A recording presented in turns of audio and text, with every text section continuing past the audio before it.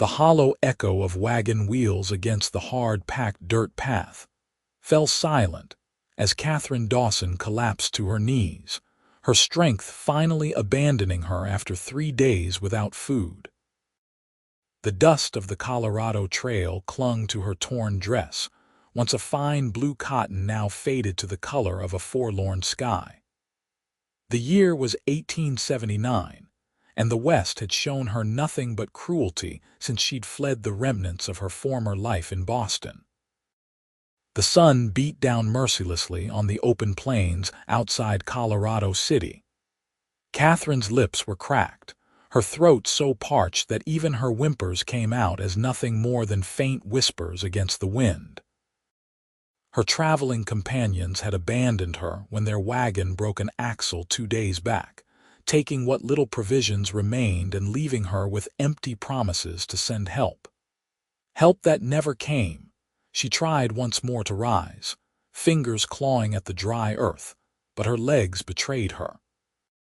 The edges of her vision darkened as she slumped forward, the last of her strength evaporating like morning dew under the harsh western sun.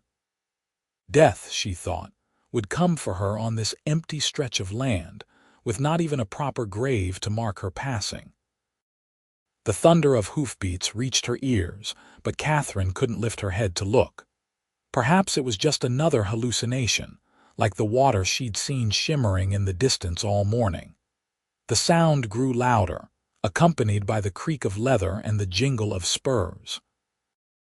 Then came the shadow, a blessed relief from the sun, and a voice that seemed to come from miles away. "Good Lord, miss. What happened to you?" Strong hands, calloused but gentle, turned her over.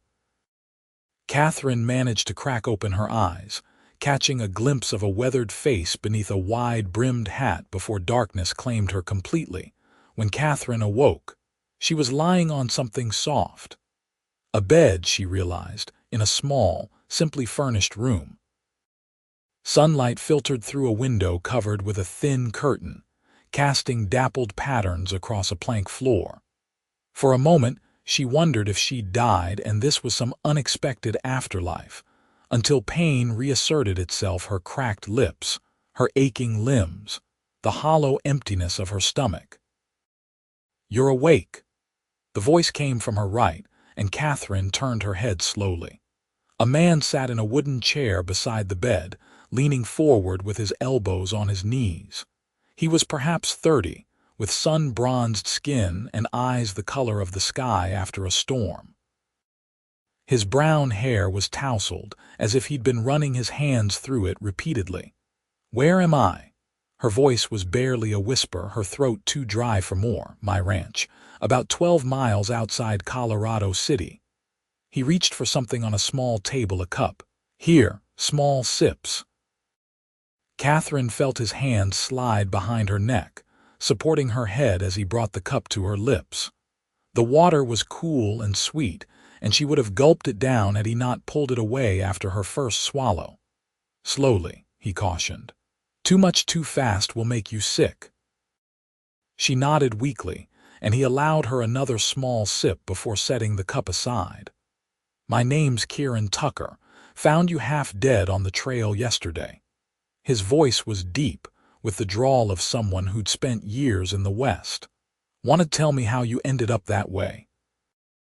Catherine tried to speak, but a coughing fit overtook her. Kieran waited patiently until it subsided. "Catherine," she finally managed, "Catherine Dawson, I was traveling to Colorado City. The wagon broke. They left me." "They left you?" His brow furrowed in disbelief. "Out there alone." She nodded, exhaustion threatening to pull her back into unconsciousness. "Said they'd send help. No one came." Kieran's jaw tightened. "Rest now, Miss Dawson. We'll talk more when you're stronger." "Thank you," she murmured, already drifting off. The last thing she saw before sleep claimed her was Kieran Tucker's concerned face, watching over her like a guardian in the wilderness she'd nearly perished in. Catherine slept through that day and night, waking only briefly when Kieran roused her to take small sips of water or broth. When she finally opened her eyes with some clarity, Sunlight was streaming through the window, and a woman with graying hair pulled into a severe bun was placing a tray on the bedside table. "Good morning, dearie," the woman said, noticing Catherine was awake. "I'm Mrs. Henley, Mr. Tucker's housekeeper. How are you feeling?" "Better," Catherine replied, surprised to find it true. Though weakness still pervaded her body, the desperate thirst and disorientation had receded. "Mr. Tucker said you needed feeding up, but we'll start slow, Mrs. Henley helped Catherine to sit up against the pillows and placed the tray across her lap. On it was a small bowl of thin porridge and another cup of broth. "Where is Mr. Tucker?" Catherine asked, accepting a spoonful of the porridge. "Out with the herd since dawn. Ranching doesn't stop for visitors." Mrs. Henley's tone was matter-of-fact but not unkind. "He'll be pleased to see you're improving. Man's been worried sick, checking on you every hour when he should have been sleeping." Catherine felt a flush of gratitude warm her cheeks. "He saved my life." "That he did. Now another bite. You need your strength." By midday, Catherine had managed to finish both the porridge and broth, along with half a cup of tea. Mrs. Henley helped her wash her face and hands and provided a clean nightgown, obviously one of her own, as it hung on Catherine's slender frame. Mr. Tucker sent one of the hands into town to fetch the doctor, but Dr. Wilson's away delivering a baby at the Peterson place. "Should be by tomorrow," Mrs. Henley explained as she helped Catherine back into bed.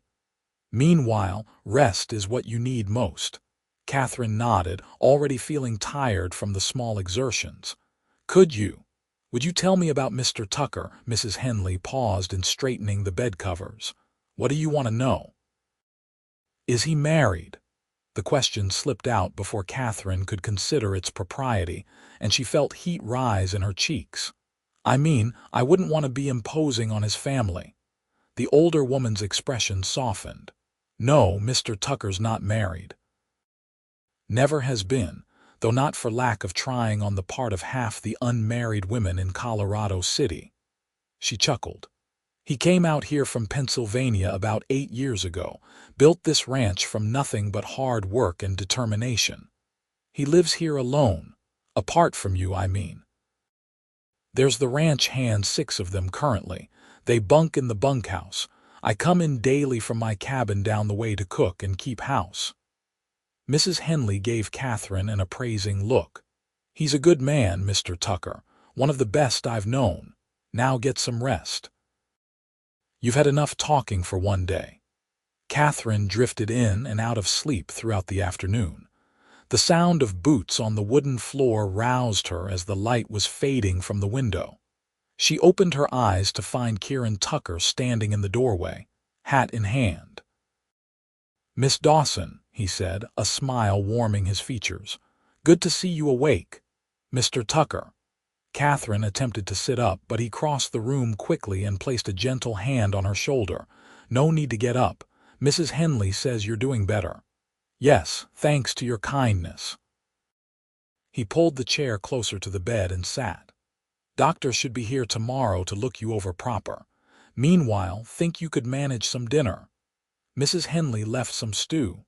"I'd like to try." Kieran nodded, disappearing briefly before returning with a tray. This time the bowl contained a small portion of beef stew, the meat cut into tiny pieces. "Let me help you sit up," he offered, setting the tray aside. His hands were strong as they supported her, and Catherine was acutely aware of his nearness, of the scent of leather and open air that clung to him. Once she was settled with pillows at her back, he placed the tray on her lap and handed her a spoon. "Take your time. No rush." Catherine took a small bite of the stew, savoring the rich flavor. "This is wonderful. Mrs. Henley's a fine cook, one of the reasons I hired her." He watched as she took another bite. "If you don't mind my asking, what brought you out to these parts alone, Miss Dawson?" Catherine hesitated, the spoon halfway to her mouth. "I wasn't alone, not at first. I was traveling with the Garretsons, a family I met in Denver. They were heading to California, and I paid them to take me as far as Colorado City. What's in Colorado City for you? She set down the spoon, suddenly less hungry. A fresh start. I had to leave Boston rather suddenly. Kieran seemed to sense her reluctance to elaborate. Well, Colorado's a good place for starting over. Plenty have done it. He gestured to the stew. Try to eat a bit more if you can. You need your strength. Catherine obediently took another bite, grateful for his understanding. Mr. Tucker, I don't know how I'll ever repay your kindness. There's nothing to repay. Couldn't leave you out there to die. Nevertheless, I'm in your debt and imposing on your hospitality. Kieran's smile returned, crinkling the corners of his eyes. You're welcome here as long as you need, Miss Dawson. My mother would rise from her grave and haunt me if I turned away someone in need. Despite her weakness, Catherine found herself returning his smile. Your mother sounds like she was a wise woman. That she was. He stood, taking her now empty bowl. Get some rest. I'll check on you in the morning. After he left, Catherine lay back against the pillows, contemplating her situation. She had exactly $2.17 to her name, no friends or family within 1,000 miles, and no prospects. Yet for the first time since fleeing Boston, she felt a small flicker of hope. Kieran Tucker had shown her kindness without expecting anything in return, something she'd begun to believe no longer existed in the world. As promised, Dr. Wilson arrived the following afternoon. He was a portly man with spectacles perched on a bulbous nose and a manner that was both brisk and kind. Dehydration and exhaustion, he pronounced after examining Catherine. And malnourished, but Mrs. Henley's cooking will fix that soon enough. He packed his instruments back into his bag. You're lucky, young lady. Another day out there and we'd be having a very different conversation. I know, Catherine replied softly. Mr. Tucker saved my life. He's got a habit of doing that, Dr. Wilson said with a chuckle. Man's forever bringing in strays, though usually of the four-legged variety. After the doctor left, giving instructions for Catherine to rest and eat small, frequent meals, Mrs. Henley helped her bathe and dress in a simple calico dress that the housekeeper had brought from her own home. It's a bit large, Mrs. Henley said apologetically, but it's clean and whole, which is more than can be said for what you were wearing. It's perfect, thank you. Catherine ran her hands over the faded blue fabric, grateful for the older woman's kindness. Mr. Tucker said to tell you he'll be in for supper, if you feel up to joining him at the table. Otherwise, I can bring a tray in here. Catherine considered. She'd been in bed for 3 days and was beginning to feel restless. I think I'd like to try sitting at the table. When Kieran returned that evening, he found Catherine sitting in a chair by the window, gazing out at the ranch yard. The setting sun painted the land in gold and crimson, transforming the harsh landscape into something almost magical. Beautiful, isn't it? He said, stepping into the room. Catherine turned, a smile lighting her face. It is. I've never seen anything quite like it. Takes some getting used to after the East, I imagine. You know I'm from the East, he nodded. Your accent, plus your hands. He gestured to her soft, uncalloused palms. Not the hands of someone who's done hard labor. Catherine felt heat rise in her cheeks. No, I suppose not. No shame in it, Kieran said quickly. We all start somewhere. He offered her his arm. Supper's ready if you'd like to join me. She rose carefully, still unsteady on her feet, and placed her hand on his forearm. The fabric of his shirt was soft beneath her fingers, the muscle underneath firm. I would, thank you. He led her slowly down a short hallway to a modest dining room. The table was set for two, with a steaming pot of stew at its center. Kieran helped her into a chair before taking his own seat across from her. Mrs. Henley's gone home for the night, but she left us well provided for, he said, serving her a small portion. She's been very kind, Catherine replied, accepting the bowl. Everyone has been so kind. Folks look out for each other out here. Have to. Kieran broke a piece of bread and passed half to her. Life's too harsh to go it alone. They ate in companionable silence for a few minutes. Catherine was surprised to find she had an appetite, though she had to stop after a few bites, her shrunken stomach protesting. "I'm sorry," she said, setting down her spoon. "It's delicious, but I can't manage any more. Don't apologize. You'll build your strength back gradually." Kieran studied her across the table. "Miss Dawson, I hope you don't mind my asking, but what are your plans once you're recovered?" Catherine's fingers twisted nervously in her lap. I had hoped to find work in Colorado City. I can sew quite well, and I've some experience as a governess." "Colorado City's growing, but it's still a small place. Not sure there's much call for governesses." His tone was gentle. "What about family? Anyone who can help you?" She shook her head. "My parents died when I was 16. I was living with my uncle in Boston, but—" She trailed off, unwilling to speak of what had driven her to flee. Kieran seemed to sense her discomfort and changed the subject. "Well, no need to worry about any of that just yet. You're welcome to stay here until you're fully recovered." "You're very generous, Mr. Tucker." "Kieran, please, and it's not generosity, just common decency." Catherine smiled. "Then I insist you call me Catherine." That night, lying in bed, Catherine found herself thinking about Kieran Tucker. There was something about him, a quiet strength, a fundamental decency that drew her.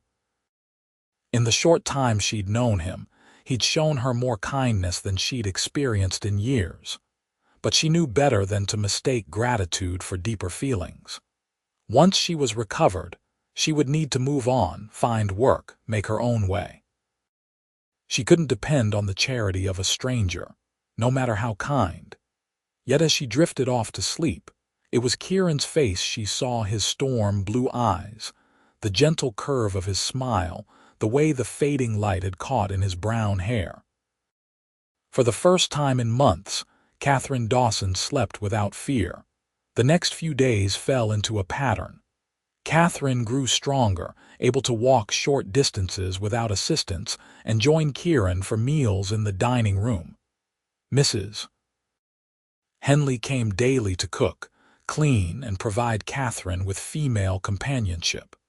The older woman brought more clothing, simple dresses, and a shawl that had belonged to her daughter, now married and living in Denver.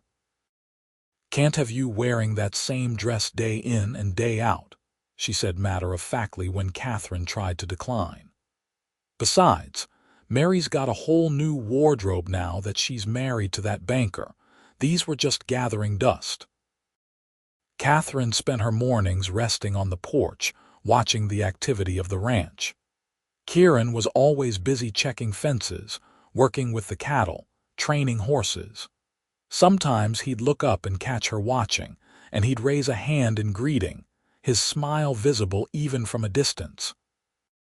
In the afternoons, she'd help Mrs. Henley with simple tasks, shelling peas or kneading dough, building her strength while feeling useful.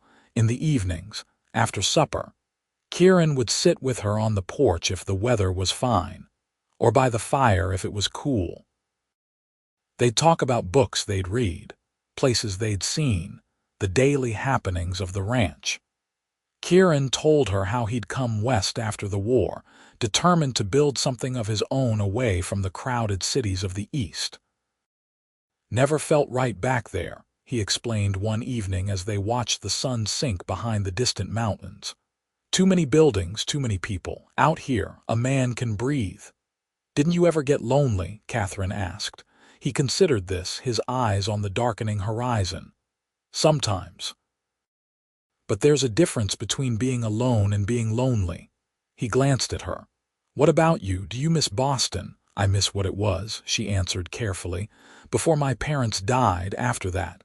She shook her head. "No, I don't miss it at all." As the days passed, Catherine found herself recovering not just physically but emotionally. The nightmares that had plagued her since leaving Boston receded. She began to sleep through the night, to smile more easily, to feel something like peace. And with that peace came a growing awareness of Kieran Tucker, not just as her rescuer, but as a man. She noticed the breadth of his shoulders, the strength in his hands as he worked, the way sunlight turned his hair gold at the edges, the deep timbre of his laugh when something amused him, the gentleness in his eyes when he looked at her, a gentleness that made her heart beat faster. It was foolish, she told herself. She had nothing to offer a man like Kieran. No money, no family connections, nothing but a past she was running from and a future filled with uncertainty. Yet she couldn't stop the flutter in her chest when he entered a room, or the way her skin warmed when their hands accidentally touched. A week after her arrival at the ranch, Catherine was strong enough to venture into town with Kieran when he went for supplies. Colorado City was a bustling frontier town not large by Eastern standards, but with a main street lined with businesses, including a general store, a bank, a hotel, and several saloons. Not much compared to Boston, Kieran said as he helped her down from the wagon. It's perfect, Catherine replied, looking around with interest. So full of life. As they walked along the boardwalk toward the general store, Catherine became aware of curious glances from townspeople. A woman in a fine dress emerging from the millinery shop looked Catherine up and down before whispering something to her companion. An older man tipped his hat to Kieran with a knowing smile. Inside the store, the proprietor, a balding man with friendly eyes, greeted Kieran warmly. "Mr. Tucker. Good to see you. And who might this lovely lady be?" "Catherine Dawson," Kieran introduced her. "Miss Dawson, this is Harold Simmons. He knows everything that happens in Colorado City, don't you, Harold?" "I keep my ear to the ground," Harold agreed with a chuckle. "Miss Dawson, welcome to our little town." As Kieran collected his supplies, Catherine browsed the store's offerings. There was fabric for dresses, ribbons and buttons, cookware and tools, canned goods and candy in glass jars. Simple items, yet they represented a normalcy she'd begun to think she'd never experience again. "See anything you like?" Kieran asked, coming to stand beside her as she examined a bolt of blue cotton. "It's all wonderful," she said. "I'd forgotten what it's like to simply shop." Without asking, Kieran picked up the fabric she'd been admiring and added it to his pile at the counter. When Catherine protested, he shook his head. "Consider it a welcome gift. You'll need dresses that fit properly." Outside the store, they encountered a small, wiry man with a weathered face and a sheriff's badge. "Kieran Tucker," the man said, his voice friendly but his eyes sharp as they took in Catherine. "Heard you'd been keeping to the ranch lately. Now I see why." "Sheriff Evans," Kieran replied evenly. "This is Miss Catherine Dawson. She's staying at the ranch while recovering from an ordeal on the trail." The sheriff tipped his hat to Catherine. "Madam, hope you're feeling better." "I am, thank you," Catherine replied, conscious of the sheriff's assessing gaze. Miss Dawson was abandoned by her traveling companions when their wagon broke down, Kieran explained. "Found her half dead from dehydration and hunger." Sheriff Evans's expression hardened. "That's so, got names of these folks. Leaving a woman to die is a serious matter." "Garrettson," Catherine supplied.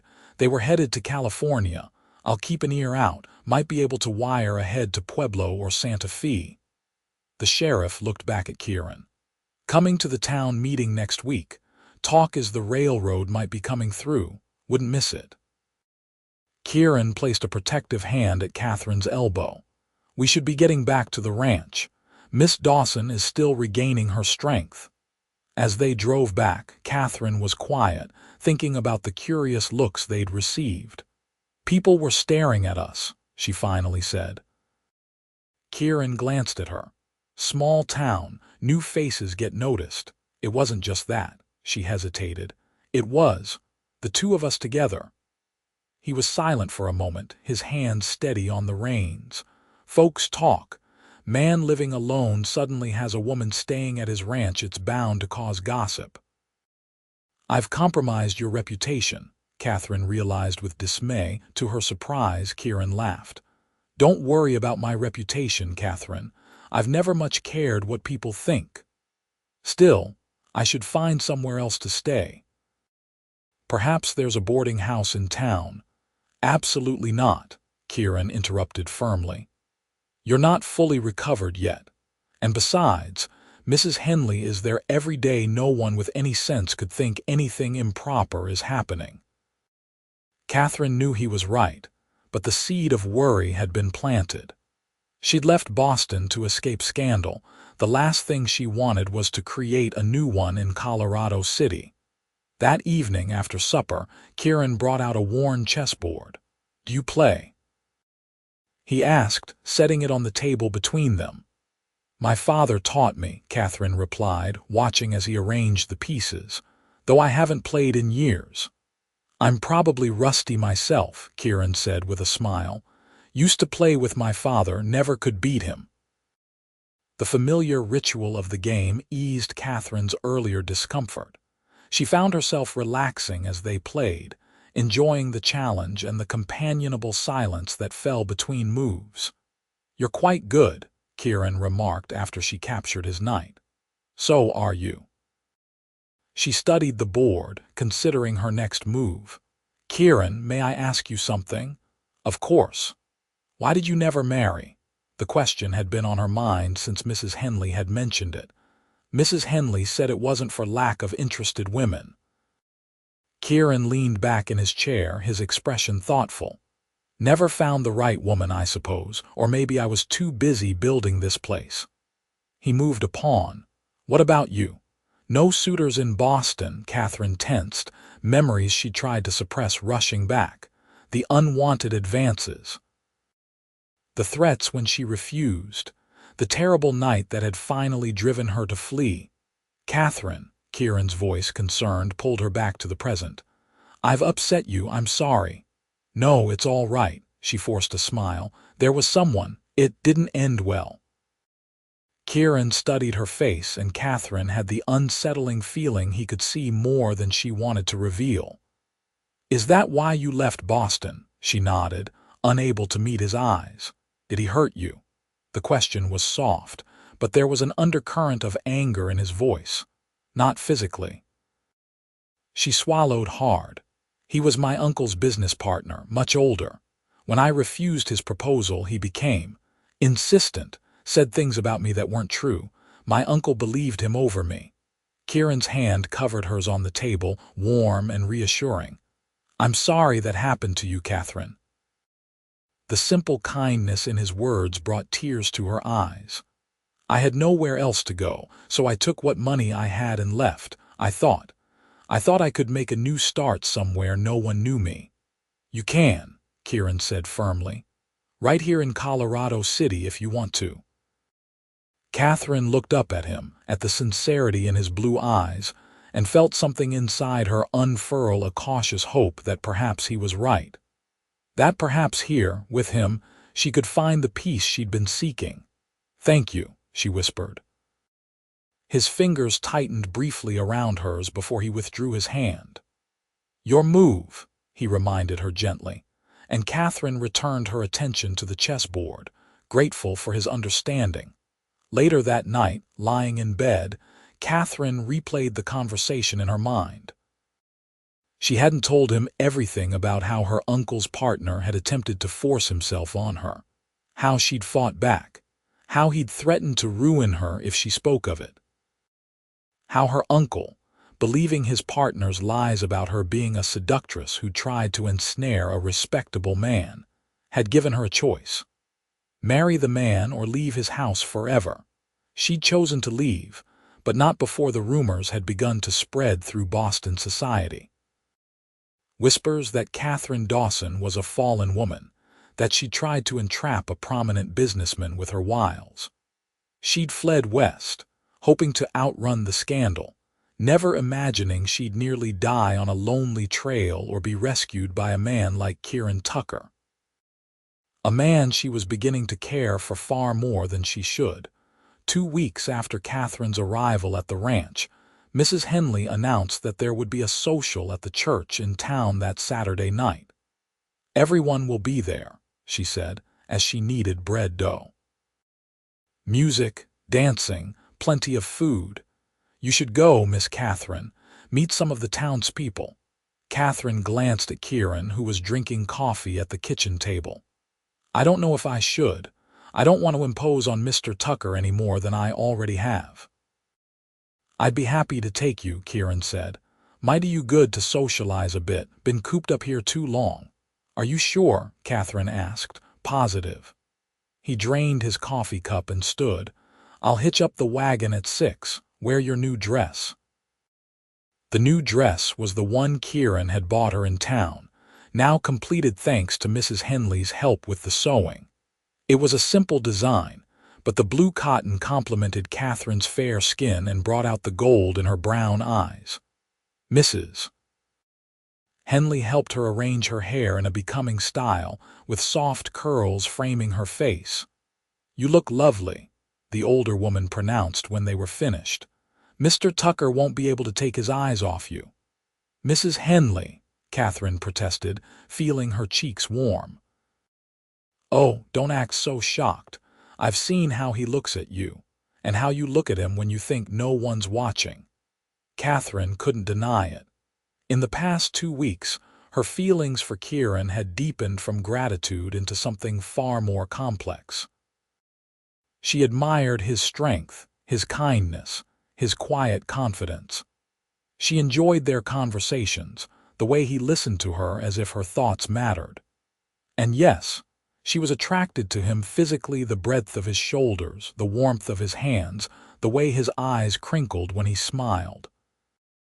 But she was still a woman with no prospects, dependent on his charity. What could she possibly offer a man like him? When Kieran saw her in the new dress, his expression confirmed Mrs. Henley's prediction. He stood in the doorway of the ranch house, hat in hand, and simply stared. "Catherine," he finally managed, "you look beautiful." The sincerity in his voice made her heart flutter. "Thank you, and thank you again for the dress. Worth every penny." He offered her his arm. "Shall we?" The church social was held in the community hall adjacent to the small white church at the edge of town. Lanterns hung from the rafters, casting a warm glow over the proceedings. A fiddle player and a man with a banjo provided lively music, and tables along one wall were laden with food brought by the townswomen. As they entered, Catherine was acutely aware of the curious glances directed their way. Kieran seemed oblivious, or perhaps simply unconcerned, as he guided her through the crowd, introducing her to neighbors and friends. "Miss Dawson," Sheriff Evans greeted her with a tip of his hat. "Good to see you looking so well." "Thank you, Sheriff. I'm feeling much stronger." "Any luck tracking down the Garretsons?" Kieran asked. The sheriff shook his head. "No reports of them in Pueblo or Santa Fe. Could be they took a different route or gave false names." A plump woman in a purple dress approached, her curious eyes fixed on Catherine. "Kieran Tucker, aren't you going to introduce me to your friend, Mrs. Landry?" Kieran said with a polite nod. "This is Miss Catherine Dawson. Catherine, Mrs. Landry owns the boarding house in town." "Pleased to meet you, Mrs. Landry," Catherine said. "Likewise, I'm sure, Mrs." Landry's assessing gaze traveled from Catherine's face to her dress and back again. "Mr. Tucker tells me you've been staying at his ranch while recovering from an unfortunate incident on the trail." "Yes, he saved my life," Catherine replied simply. "How fortunate for you, Mrs."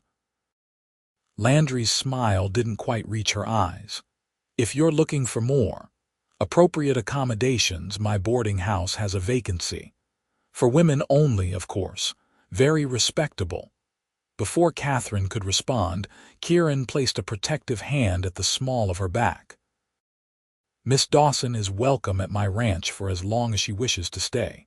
Mrs. Henley is there daily as chaperone. Mrs. Landry's eyebrows rose. Of course, I meant no offense. As she moved away, Catherine felt her earlier anxiety return. Perhaps I should consider her offer, she said quietly to Kieran. People are talking. Let them talk, Kieran replied firmly. Would you care to dance? The change of subject caught her off guard. Yes, I'd like that. He led her to the makeshift dance floor where several couples were already moving to the music. Kieran's hand settled at her waist, the other clasping hers, and then they were dancing, moving together as if they'd done so 100 times before. I didn't know you could dance, Catherine said, looking up at him. My mother insisted I learn, said a man should know how to move with grace, not just strength. His eyes never left her face. You're a good dancer. Part of a proper Boston upbringing, she replied with a small smile. They danced 3 dances in succession, until Catherine was breathless and flushed. Kieran led her to a quiet corner where chairs had been set up and fetched her a cup of punch. Are you enjoying yourself? He asked, sitting beside her. Very much. It was true despite the curious stares and whispers. Catherine was having the best evening she'd had in years. Thank you for bringing me. My pleasure. A shadow fell across them, and Catherine looked up to see a tall, elegantly dressed woman with auburn hair standing before them.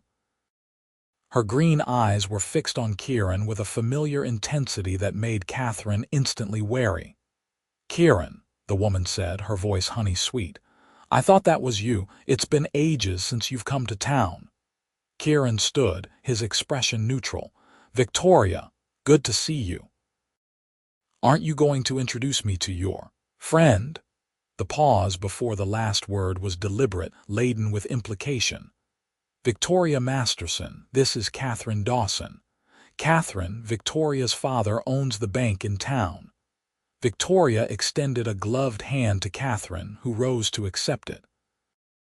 Miss Dawson, how interesting. I've heard so much about you. It's nice to meet you, Miss Masterson, Catherine replied politely, though something in the other woman's tone made her uneasy. Kieran and I are old friends, Victoria continued, turning her attention back to him. Aren't we, Kieran? In fact, I believe you owe me a dance. Before Kieran could respond, she had placed her hand on his arm, practically dragging him toward the dance floor. He glanced back at Catherine with an apologetic expression, but good manners prevented him from refusing. Left alone, Catherine watched as Victoria pressed herself close to Kieran during the dance, her head tilted up to his, lips moving in what appeared to be an intense conversation. Kieran's face remained impassive, but he didn't pull away. Don't let her bother you, a voice said, and Catherine turned to find Mrs. Henley standing beside her chair. Victoria Masterson has been trying to get Kieran to court her for years. They seem familiar, Catherine observed, trying to keep her tone neutral. Victoria would like everyone to think so. Truth is, Kieran's never shown the slightest interest. Her father wants the match would unite the biggest ranch in the area with the bank, but Kieran's not one to be pushed into anything he doesn't want. Mrs. Henley patted Catherine's shoulder. He brought you here tonight, remember, not her. The simple observation eased some of Catherine's discomfort. When the dance ended, Kieran immediately returned to her side despite Victoria's obvious attempts to detain him. Sorry about that, he said quietly. Victoria can be persistent. No need to apologize, Catherine replied, though relief coursed through her at his return. She seems very interested in you. Kieran's expression was wry. Her father's interested in my ranch. Victoria's interested in being the wife of the largest landowner in the county. And you're not interested in her. His eyes met hers, serious and direct. No, I'm not. The certainty in his voice sent a shiver of awareness through Catherine. Before she could respond, the music changed to a slow waltz and Kieran held out his hand. Would you honor me with another dance?" This time, when they moved onto the floor, Kieran held her closer. Catherine could feel the warmth of his hand at her waist, the strength in his shoulders beneath her fingers. They moved together fluidly, as if they'd been dance partners for years rather than mere minutes. "You fit perfectly in my arms," Kieran murmured, so softly she almost didn't hear him over the music. Catherine's heart beat faster at his words, at the look in his eyes as they gazed down at her. For a moment, the room around them seemed to fade away, leaving only the two of them, moving together in perfect harmony. The spell was broken when the music ended. Kieran stepped back slightly, though his hand remained at her waist. "Would you like to step outside for some air?" he asked. "It's getting warm in here." Catherine nodded, allowing him to guide her through the crowd toward the doors that opened onto a small porch at the back of the building. The night air was cool but not cold, the sky above them a vast expanse of stars. "Better?" Kieran asked as they stood at the porch railing. "Much." Catherine took a deep breath of the clean mountain air. "I'd forgotten how crowded a dance can be." They stood in companionable silence for a moment, looking out at the town and the mountains beyond, illuminated by moonlight. "Catherine," Kieran began, turning to face her, "there's something I've been wanting to tell you." The serious note in his voice made her heart skip a beat. "Yes. These past few weeks, having you at the ranch, it's been the happiest time I can remember in years." Catherine's breath caught in her throat. "I've been happy too," she admitted softly. "I know you came to Colorado City looking for a fresh start, and I know you're worried about what people might think, you staying at my ranch." He took her hand in his thumb tracing gentle circles on her palm. "But I don't want you to leave, not unless it's truly what you want." "Kieran, let me finish." His eyes held hers intense in the moonlight.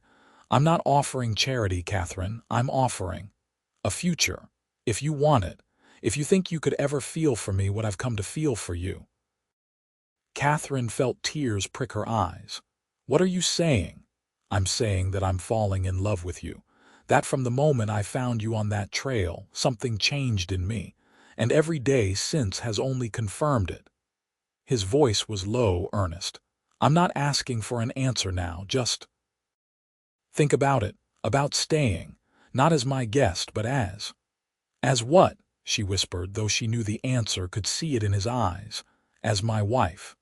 The word hung in the air between them, full of promise and possibility. Catherine's mind whirled with conflicting emotions: joy, fear, hope, uncertainty. "You barely know me," she managed. "I know enough." His hand tightened around hers. "I know you're brave and strong. I know you face life's hardships with grace. I know talking with you makes me happier than I've ever been." A tear slipped down Catherine's cheek. "I don't deserve this. You don't know everything about me, about why I left Boston. I don't need to know everything. Whatever happened there, it's in the past." Kieran reached up to brush the tear away with his thumb. "I'm asking about our future." Catherine closed her eyes, overwhelmed by his words, by the feelings they evoked. Part of her wanted to throw caution to the wind, to say yes immediately. But another part, the part that had been hurt before, that had learned to be wary, held her back. "I need time," she finally said, opening her eyes to meet his gaze. "Not because I don't have feelings for you, I do, but because this is too important to rush." Instead of disappointment, she saw understanding in his face. "Take all the time you need. I'm not going anywhere." His smile was gentle. "And neither are you, I hope, at least not yet." "No," she agreed. "Not yet." The ride back to the ranch was quiet, both of them lost in thought. When they arrived, Kieran helped her down from the wagon, his hands lingering at her waist for just a moment longer than necessary. At the door to the house, he paused. "Good night, Catherine," he said softly. "Good night, Kieran." On impulse, she rose on her tiptoes and pressed a gentle kiss to his cheek. His skin was warm beneath her lips, slightly rough with the beginnings of stubble. When she pulled back, the look in his eyes made her breath catch tenderness mixed with something deeper, more primal. Before she could reconsider, Catherine slipped inside, her heart pounding. She leaned against the closed door, touching her fingers to her lips. Outside, she heard the crunch of Kieran's boots as he walked back to the wagon, and then the gentle nickering of the horses as they moved off toward the barn. That night, Catherine lay awake long after the house had fallen silent, Kieran's words echoing in her mind. He wanted her to stay. Not out of charity or pity, but because he was falling in love with her. The realization was both exhilarating and terrifying. Could she allow herself to love him in return, to trust in the future he was offering? Or would the shadows of her past eventually darken even this bright promise? As dawn broke over the mountains, Catherine was no closer to an answer. But one thing had become clear amid her tangled thoughts. She was already falling in love with Kieran Tucker. Perhaps she had been since the moment she'd opened her eyes to find him leaning over her. Concern etched on his face as he coaxed water past her parched lips. The question wasn't whether she loved him, it was whether she was brave enough to embrace that love, with all its risks and uncertainties. The next morning, Catherine found Mrs. Henley in the kitchen, preparing breakfast. The older woman took one look at Catherine's face and nodded knowingly. "He asked you, didn't he?" she said without preamble. "To stay," Catherine confirmed, sinking into a chair at the table. "How did you know?"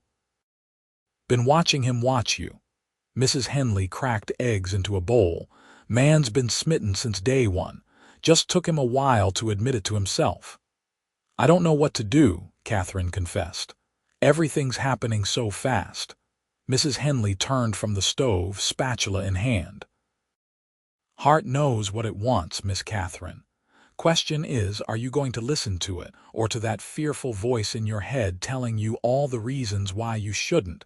It's not that simple." "Never said it was simple. Just said it was clear." The older woman returned to her cooking. "Mr. Tucker's a good man, best I've known. Whatever's troubling you about your past, he won't hold it against you. How can you be so sure?" "Because I know him." Mrs. Henley placed a plate of eggs and bacon in front of Catherine. "Known him since he came out here 8 years ago with nothing but a dream and the clothes on his back. Seen how he treats people with kindness and respect, whether they're ranch hands or bank presidents. Man like that doesn't make offers he doesn't mean with his whole heart." Catherine picked at her food, considering Mrs. Henley's words. "I'm afraid," she finally admitted. "Afraid of trusting again, of being hurt. That's a risk we all take when we open our hearts." Mrs. Henley's voice softened. "But from where I'm standing, the risk of not opening yours might be greater." Before Catherine could respond, the back door opened, and Kieran entered, bringing with him the scent of the outdoors and the energy that seemed to always surround him. He paused when he saw her, a smile spreading across his features. "Good morning," he said, removing his hat. "Sleep well?" "Well enough," Catherine replied, acutely aware of Mrs. Henley's knowing gaze. "And you, like a rock," he said, though the shadows under his eyes suggested otherwise. He accepted a cup of coffee from Mrs. Henley and leaned against the counter. "I was thinking of riding out to check the north pasture today. There's a spot there, a ridge overlooking the valley that I thought you might like to see, if you're feeling up to a ride." The invitation was casual, but Catherine understood its significance. He was offering to share something with her, a special place that meant something to him. "I'd like that," she said. "Though I should warn you, it's been years since I've ridden." Kieran's smile widened. "I've got just the horse for you, gentle as a lamb but steady." After breakfast, Kieran brought a pretty bay mare to the front of the house. "This is Daisy," he said as he helped Catherine mount. "She'll take good care of you." True to his word, Daisy proved to be an easy mount. following Kieran's stallion with minimal guidance. They rode at a leisurely pace, Kieran pointing out features of the landscape, a hawk's nest in a distant tree, a creek that ran full in the spring, the boundaries of his property stretching in all directions. "How much land do you have?" Catherine asked as they crested a small hill. "About 12,000 acres, Kieran replied. "Started with just 200, built it up bit by bit. It's remarkable what you've accomplished." He glanced over at her, his expression thoughtful. "It was always the dream, to have my own place, to build something lasting." He paused. "But lately I've been thinking that land and cattle aren't enough to make a true home." Catherine's heart quickened at the implication in his words. Before she could respond, he pointed ahead. "There. That's the ridge I wanted to show you." They dismounted at the base of a gentle slope and tied the horses to a scrub pine. Kieran offered Catherine his hand for the climb, and she took it, feeling the strength in his fingers as they interlaced with hers. The view from the ridge was breathtaking. The valley stretched before them, the ranch buildings small in the distance, mountains rising majestically beyond. "It's beautiful," Catherine breathed. "I've never seen anything like it." "This is my favorite spot on the whole ranch," Kieran said, still holding her hand. "I come here to think, to remind myself why I work so hard. For this view, for what it represents, freedom, possibility." He turned to face her. A future. The way he looked at her, as if she were more magnificent than the panorama before them, made Catherine's heart beat faster. Without thinking, she stepped closer to him, drawn by something stronger than caution or fear. Kieran's free hand came up to cup her cheek. "Catherine," he murmured, her name a question and a plea all at once. She answered by rising on her tiptoes, her eyes fluttering closed as his lips met hers. The kiss was gentle at first, tentative, but when she sighed against his mouth, something changed. His arm slid around her waist, drawing her against him as the kiss deepened, became hungry, desperate. Catherine lost herself in the sensation, the warmth of his lips, the strength of his arms around her, the solid beat of his heart against her palm where it rested on his chest. All the uncertainty of the past weeks, all the fear and doubt, seemed to melt away in the heat of his embrace. When they finally broke apart, both breathless, Kieran rested his forehead against hers. "I've been wanting to do that since the first time you smiled at me," he confessed. "I've been wanting you to," she admitted, her voice barely above a whisper. He pulled back slightly to look into her eyes. "Does this mean you've made your decision?" Catherine knew in that moment that she had, that perhaps she'd made it the night before but had been too afraid to acknowledge it. "Yes," she said. "My answer is yes, Kieran. I'll stay. I'll marry you." The joy that transformed his features was like sunshine breaking through clouds. He lifted her off her feet, spinning her in a circle that made her laugh out loud, the sound echoing across the valley below. "When?" he asked when he set her down. "How soon can I make you my wife?" "How soon would you like?" she teased, giddy with happiness. "Tomorrow, if the preacher would agree to it," Kieran replied with complete sincerity. "But I suppose that would set tongues wagging even more than they already are." Catherine sobered slightly, remembering the curious stares and whispers at the social. "People will talk no matter when we marry. They'll assume things. Let them talk." Kieran's hands framed her face. "I know the truth. You know the truth. That's all that matters." His certainty reassured her. 2 weeks, she decided. "That will give us time to prepare, but not so long that it seems we're hesitating." 2 weeks, he agreed, sealing the promise with another kiss. They stayed on the ridge for another hour, sitting close together on a flat rock, talking of plans and dreams. Kieran spoke of improvements he wanted to make to the ranch house, and Catherine shared ideas for a garden she'd like to plant. "I want to contribute," she said earnestly. "I don't want to be just a decoration in your home." "You could never be just anything," Kieran replied, "but I understand. The ranch will be as much yours as mine. We'll build it together."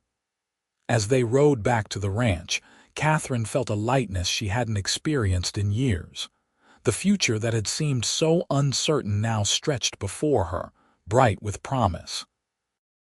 She would be Kieran Tucker's wife, the mistress of this beautiful ranch, part of this community that was so different from the society she'd left behind in Boston. There would be challenges, she knew, adjustments, perhaps even disappointments. But with Kieran beside her, she felt equal to whatever life might bring. News of their engagement spread quickly through Colorado City. Mrs. Henley was the first to congratulate them, her eyes suspiciously bright as she hugged Catherine and clapped Kieran on the shoulder. "About time," was all she said, but the approval in her voice was unmistakable. Not everyone was as supportive. When Kieran and Catherine went into town the following day to speak with the preacher about the wedding, they encountered Victoria Masterson outside the bank. Her smile was brittle as she took in their clasped hands. "I hear congratulations are in order," she said, her tone suggesting anything but good wishes. "How unexpected." "Thank you, Victoria," Kieran replied evenly. "We're very happy." Victoria's gaze swept over Catherine, assessing. "I'm sure you are. Such a whirlwind romance. Why, Miss Dawson has only been in Colorado City, 3 weeks?" "Sometimes you know right away when something is meant to be," Catherine said, meeting the other woman's eyes steadily. "Indeed." Victoria's smile didn't reach her eyes. "Well, I wish you both every happiness. Kieran, do give my regards to your ranch hands. I understand Jake Miller is particularly skilled." The implication in her words was clear, designed to plant seeds of doubt, but Kieran merely nodded politely and guided Catherine away. "What did she mean about Jake Miller?" Catherine asked when they were out of earshot. Kieran's expression was grim. "Jake used to work at the Masterson Ranch before coming to work for me. There was an incident with Victoria. She claimed he made improper advances. He said she invited them. Either way, her father fired him on the spot. And you hired him." "After talking to him, yes. Jake's a good worker and an honest man. I believed his version of events." Catherine considered this. "Victoria was trying to make me jealous, to suggest that you and she—" "There's never been anything between Victoria and me," Kieran said firmly. "Never will be." "I know." Catherine squeezed his hand. "I trust you, Kieran." The simple statement seemed to mean more to him than any declaration of love could have. His eyes softened as he looked down at her. "That means everything to me, Catherine." The 2 weeks before the wedding passed in a flurry of preparation. Mrs. Henley helped Catherine sew a wedding dress from fine ivory muslin Kieran ordered specially from Denver. The women of the church, led by the preacher's wife, organized a small reception to follow the ceremony. The night before the wedding, Catherine sat alone on the porch of the ranch house, watching as twilight deepened into night. Tomorrow, she would become Mrs. Kieran Tucker. Tomorrow, her new life would truly begin. "Penny, for your thoughts." She turned to find Kieran standing in the doorway, silhouetted against the warm light from inside. "Just thinking about tomorrow," she replied as he came to sit beside her on the porch swing. "About how much has changed in such a short time. Having second thoughts." His tone was light, but she could hear the undercurrent of concern. "Not at all." She leaned against him, and his arm came around her shoulders automatically, just marveling at how life can change so quickly. "A month ago I was alone, starving, certain I was going to die on that trail, and now—" "And now," she turned her face up to his, "now I'm happier than I ever imagined possible." The kiss he gave her was tender, full of promise. When he pulled away, his expression was serious. "Catherine, before tomorrow, there's something I need to tell you, something I should have mentioned before." A flicker of anxiety tightened her chest. "What is it?" "It's about the ranch.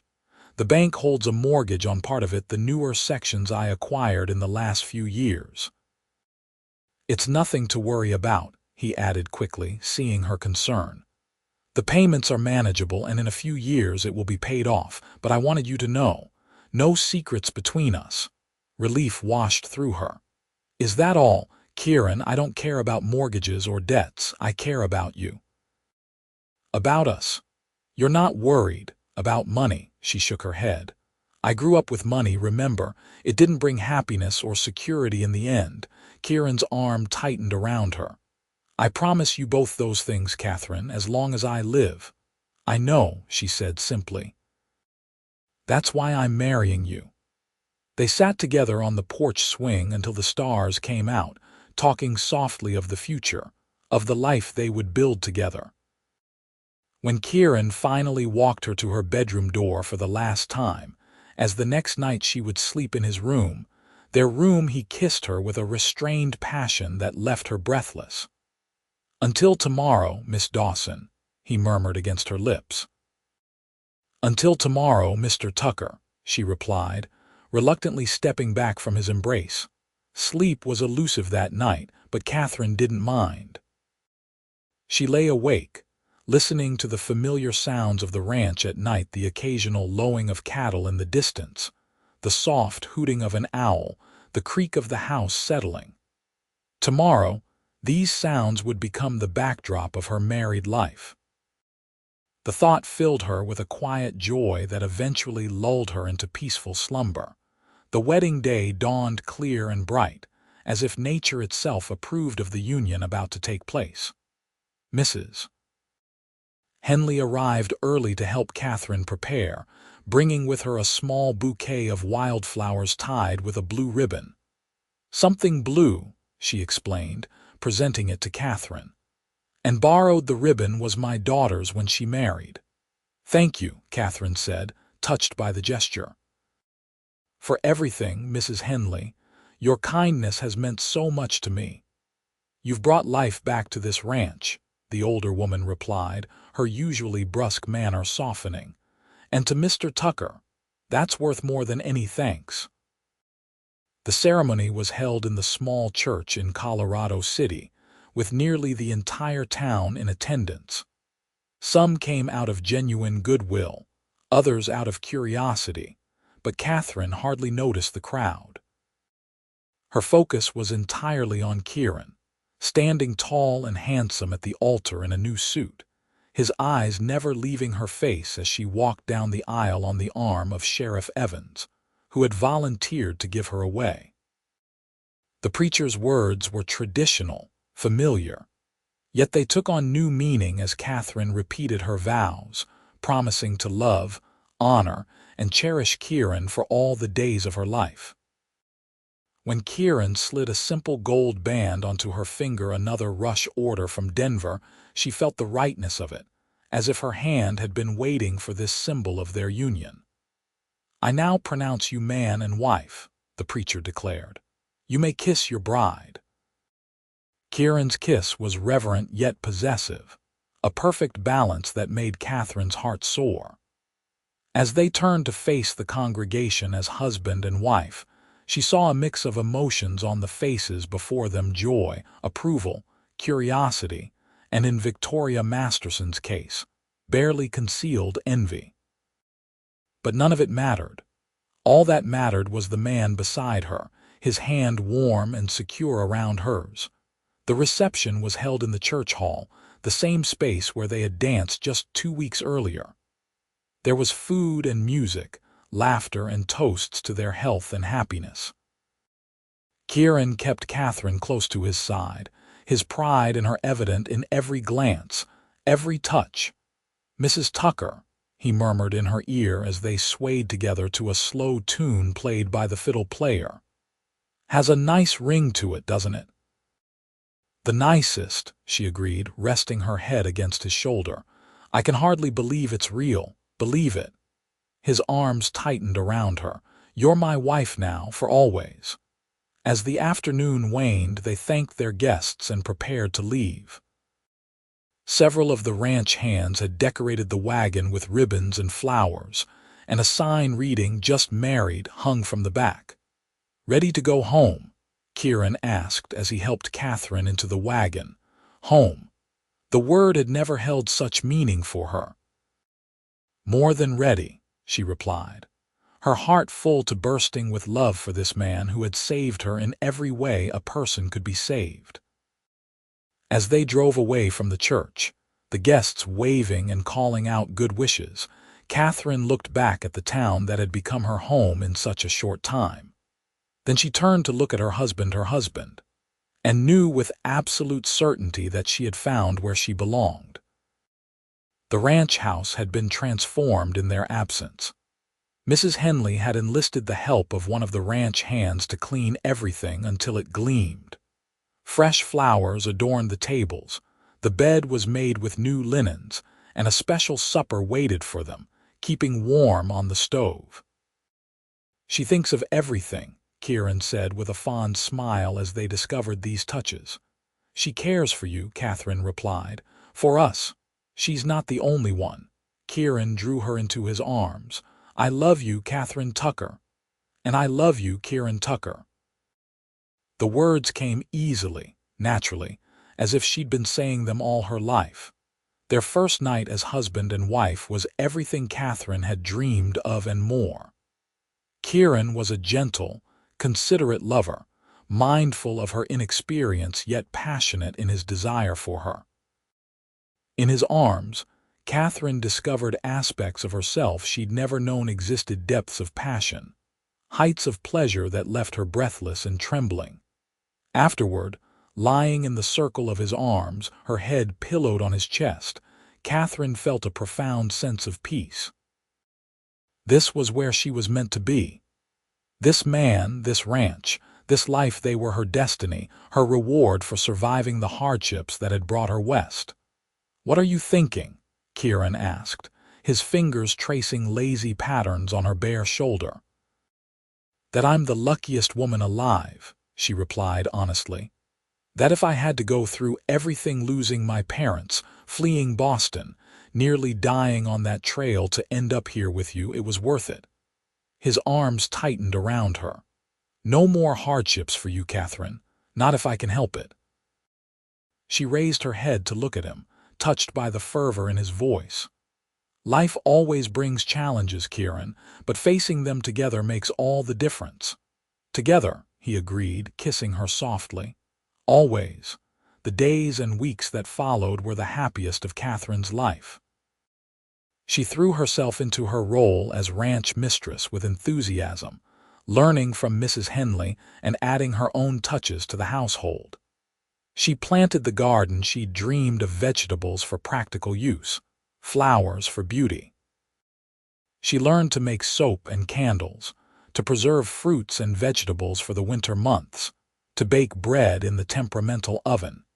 Kieran watched her flourish with obvious delight, encouraging her initiatives and praising her successes.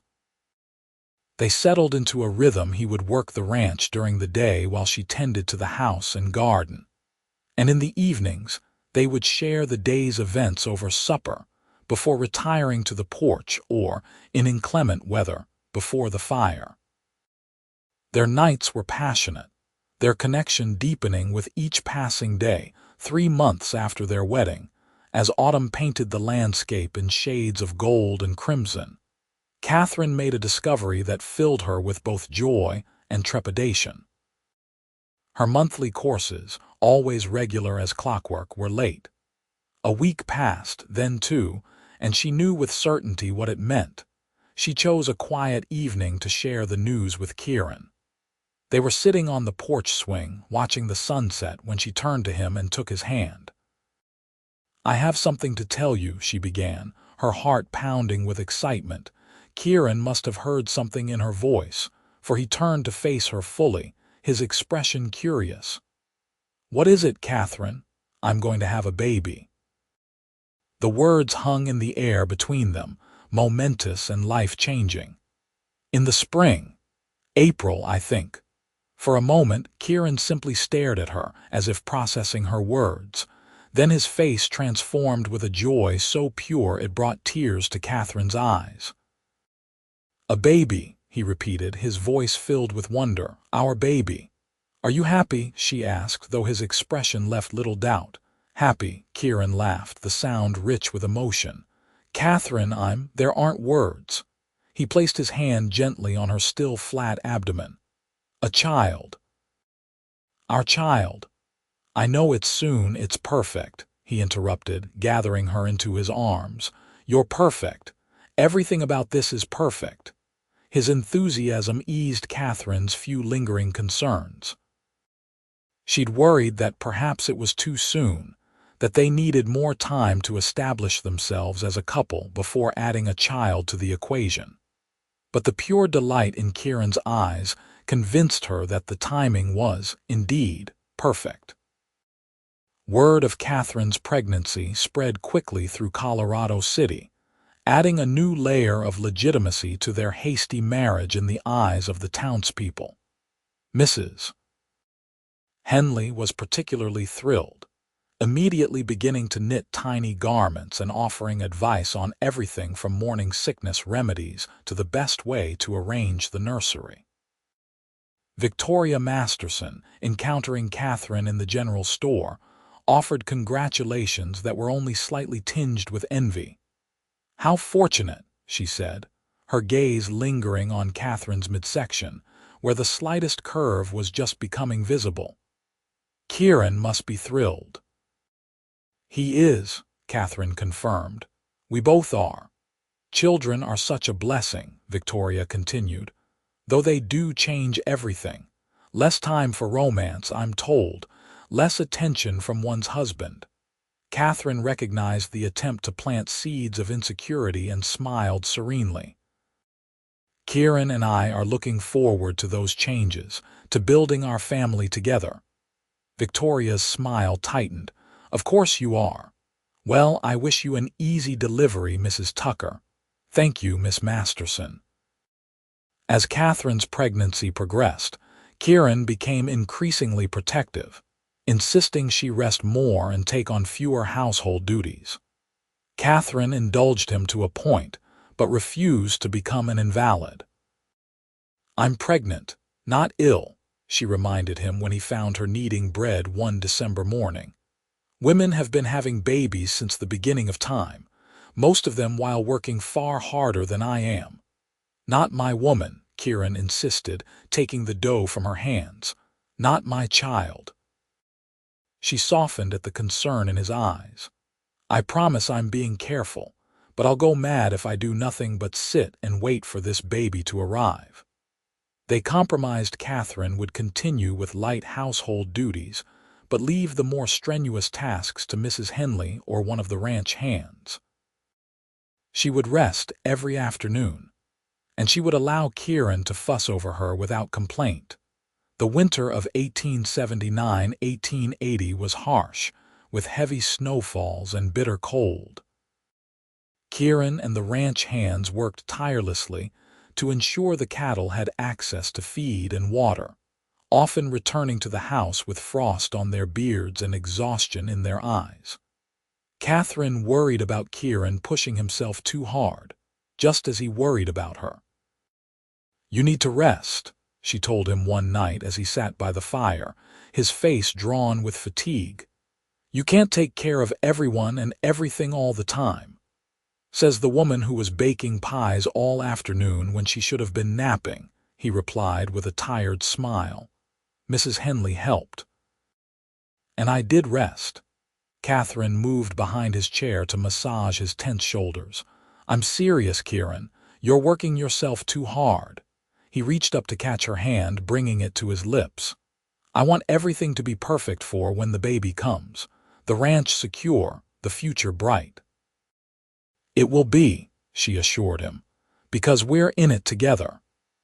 As winter gave way to spring, Catherine's body blossomed with new life.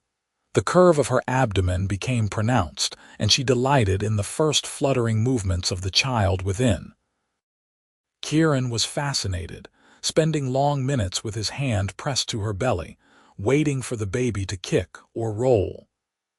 "Active little thing," he remarked one evening as a particularly strong movement rippled across Catherine's stomach. "Going to be a handful, I can tell." "Like his father," Catherine teased.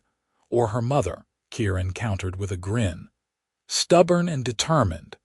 They chose not to settle on names until after the birth, enjoying the speculation.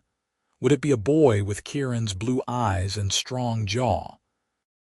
A girl with Catherine's golden brown hair and delicate features? Either way, the child would be loved, cherished, raised in the warmth of their union. April arrived with a burst of wildflowers across the ranch's meadows and the promise of new beginnings. Catherine, now in her 9th month, moved more slowly but with a serene contentment that Kieran found endlessly captivating. "You're more beautiful now than ever," he told her as they sat on the porch one mild evening. "Glowing." "I'm as big as a barn," Catherine replied with a laugh. "But I've never been happier." 2 days later, in the gray hours before dawn, Catherine woke to a sharp pain across her midsection. She'd been experiencing practice contractions for weeks, but this was different, more intense, more purposeful. She lay still, waiting to see if it would come again, not wanting to wake Kieran unnecessarily. When the second pain gripped her 10 minutes later, she knew it was time. "Kieran," she said, touching his shoulder. "Kieran, wake up." He was instantly alert, sitting up beside her. "What is it?" "Are you all right? The baby's coming," she said, a mix of excitement and apprehension in her voice. "It's time to send for the midwife." Kieran moved with calm efficiency, dressing quickly and rousing one of the ranch hands to ride for the midwife in town. By the time he returned to their bedroom, Catherine was sitting up against the pillows, her face tense as another contraction passed through her. "Can I get you anything?" he asked, taking her hand. "Water. Another pillow. Just stay with me," Catherine replied, gripping his fingers. "At least until the midwife arrives." "I'm not going anywhere," he promised. The midwife, Mrs. Sanderson, arrived an hour later, by which time Catherine's contractions were coming regularly, 5 minutes apart. She shooed Kieran from the room with instructions to boil water and prepare clean linens, tasks he tackled with the same determination he brought to every aspect of ranch life. The labor was long but uncomplicated. Throughout the day, Catherine's cries occasionally reached Kieran where he paced in the parlor, each sound cutting him like a knife. Mrs. Henley arrived mid-morning, offering practical support and words of reassurance. "Women have been doing this since Eve," she reminded him as he stared anxiously at the closed bedroom door. "Mrs. Tucker is strong. She'll be fine." "It's taking so long," Kieran said, running a hand through his already disheveled hair. "Is that normal?" "Perfectly normal for a first baby." "My first took nearly 20 hours. Mrs. Henley patted his arm. "Try to rest. Your wife and child will need you strong when this is over." But Kieran couldn't rest. He paced, he sat, he paced again. He ventured outside to check on ranch operations, only to return minutes later, unable to focus on anything but what was happening behind that closed door. As the afternoon shadows lengthened into evening, the quality of Catherine's cries changed, more urgent, more determined. Then suddenly a new sound pierced the air, the thin, indignant wail of a newborn. Kieran froze, his heart pounding. A moment later, the bedroom door opened and Mrs. Sanderson appeared, her face tired but smiling. "Congratulations, Mr. Tucker," she said. "You have a son, a fine, healthy boy." Kieran swayed slightly, overwhelmed by relief and joy. "And Catherine, my wife, tired but well. She's asking for you." He needed no further invitation, crossing the threshold into a room transformed. The air was warm, heavy with the scent of life and birth. And there, propped against the pillows, was Catherine, pale and exhausted but radiant, a small bundle cradled in her arms. "Kieran," she said, looking up at him with eyes bright with tears of joy. "Come meet your son." He moved to the bedside on unsteady legs, sinking down beside her. The tiny face peering from the blanket was red and wrinkled, with a shock of dark hair plastered to his head. As Kieran watched, the baby's eyes opened unfocused but unmistakably blue. "He's perfect," Kieran whispered, reaching out a tentative finger to touch his son's cheek. "Absolutely perfect." "Would you like to hold him?" Catherine asked. Kieran nodded, suddenly speechless with emotion. Catherine carefully transferred the swaddled infant into his arms, and Kieran looked down at the tiny life he and Catherine had created together. In that moment, love unlike anything he'd ever known washed over him, fierce, protective, all-encompassing. "Hello, son," he murmured, his voice thick. "I'm your father." "What shall we call him?" Catherine asked softly. "We never did decide." Kieran looked from his son to his wife, his heart so full it seemed it might burst. "What do you think of the name James, after my father?" "James Tucker," Catherine tested the name. "It's strong, dignified." "James Kieran Tucker," Kieran amended, "if that's all right with you." "It's perfect," Catherine said, reaching out to caress the baby's head. "Welcome to the world, James Kieran Tucker." The first weeks with their son were a blur of joy and exhaustion. James was a good baby, nursing well and sleeping for reasonable stretches, but the demands of a newborn upended the routines Kieran and Catherine had established. Mrs.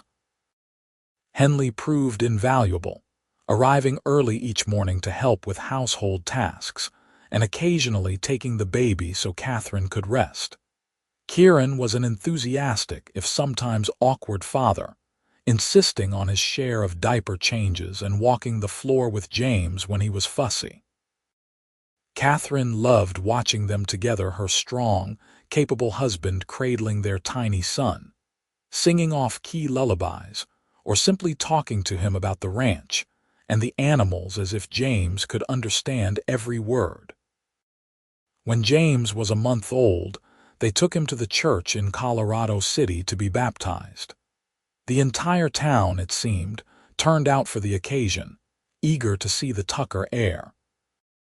Catherine, fully recovered from the birth, wore a new dress Kieran had ordered from Denver, and James was resplendent in a christening gown Mrs. Henley had sewn from one of Catherine's old petticoats. "He looks like you," Mrs. Landry commented to Kieran after the ceremony. "Same eyes. Same determined chin." "Poor child," Kieran joked. "Fortunately, he has his mother's nose and brow. And her disposition, thank heavens," Mrs. Henley added with a fond smile at Catherine. "Calm and sweet-natured." Victoria Masterson made an appearance at the reception, elegantly dressed in a gown that must have come from Denver or even St. Louis. She cooed appropriately over James, but directed most of her attention to Kieran, reminiscing about events in Colorado City before Catherine's arrival. "Remember the harvest dance 3 years ago," she said, her hand lingering on Kieran's arm. "You danced with me 3 times that night." "Did I?" Kieran replied with a polite smile, his eyes seeking Catherine across the room. "If you'll excuse me, Victoria, I should check on my wife and son." Victoria's smile tightened. "Of course, family first always." Catherine, who had observed the exchange, felt a surge of pride in her husband's loyalty. When he reached her side, she handed James to him with a smile. "I think someone wants his father. Is that right, young man?" Kieran asked, settling the baby comfortably in the crook of his arm. "Had enough of all these fussing ladies?" James blinked up at him, his tiny mouth forming what almost looked like a smile. Kieran beamed, besotted. "He's smiling at me," he announced to anyone within earshot. "Did you see that, Catherine? He smiled." "Gas, more likely," Sheriff Evans commented with a chuckle. "But don't let that stop you from believing it's undying devotion." The gathering celebrated not just James's baptism, but the new life that had blossomed in the Tuckers' home, a life that would continue to flourish as the seasons passed, and the family grew together, bound by love and strengthened by the challenges they faced and overcame as one. As spring gave way to summer, the ranch thrived under Kieran's careful management. Cattle prices were strong, and the mortgage payments that had concerned him before his marriage to Catherine were now comfortably managed. James grew and developed, his personality emerging curious, good-natured, with a streak of stubbornness that both parents recognized in themselves. Catherine found a balance between motherhood and her role as ranch mistress, with James often nestled in a basket beside her as she tended her garden or preserved the summer's bounty for winter. She'd made friends among the women of Colorado City, joining a quilting circle that met monthly and contributing to community efforts when need arose. "I never imagined this life," she confessed to Kieran one evening as they sat on the porch, James sleeping peacefully in his father's arms. "Back in Boston, I thought my future would be so different." "Better or worse?" Kieran asked, a teasing light in his eyes. "Different," Catherine repeated. "More conventional, perhaps, but not better. Never better than this." Kieran leaned over to kiss her softly. "I thank God every day for bringing you to me, even if it was in such a roundabout and painful way." "As do I." She rested her head against his shoulder, contentment washing over her. "We have everything, don't we? Everything that truly matters." "Everything," Kieran agreed, looking down at their sleeping son. "And it all began with you being too weak to stand from hunger, and me feeding you slowly until you were strong." Catherine smiled at the memory, at how far they had come from that desperate meeting on the trail. "You saved my life that day," she said softly, "in more ways than you knew." "And you saved mine," Kieran replied. "I just didn't realize I needed saving until you came along." As twilight deepened into night, they remained on the porch, the family they had created together, bound by love that had grown from the most unlikely of beginnings.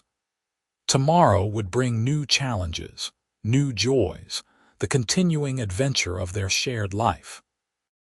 But for now, in this moment, Catherine Tucker knew with absolute certainty that she had found her true home not in a place, but in the hearts of the man and child who had become her world. Years would pass. James would grow from infant to toddler to young boy, joined in time by a sister, Elizabeth, and later a brother, Thomas. The ranch would prosper, the house would expand to accommodate their growing family. Catherine and Kieran would face droughts and harsh winters, joys and sorrows, all the varied experiences that make up a life well lived. But through it all, they would remain as they were in that moment on the porch, deeply, completely in love, grateful for the twist of fate that had brought them together, and committed to the life they had built from those desperate beginnings. And sometimes, on quiet evenings when the children were asleep and they had a moment alone, Catherine would remind Kieran of their first meeting, how he had cradled her head and helped her drink, small sip by small sip, until strength returned to her body. How in that moment of pure kindness, the seeds of their future together had been planted, though neither of them could have imagined the beautiful harvest that would follow.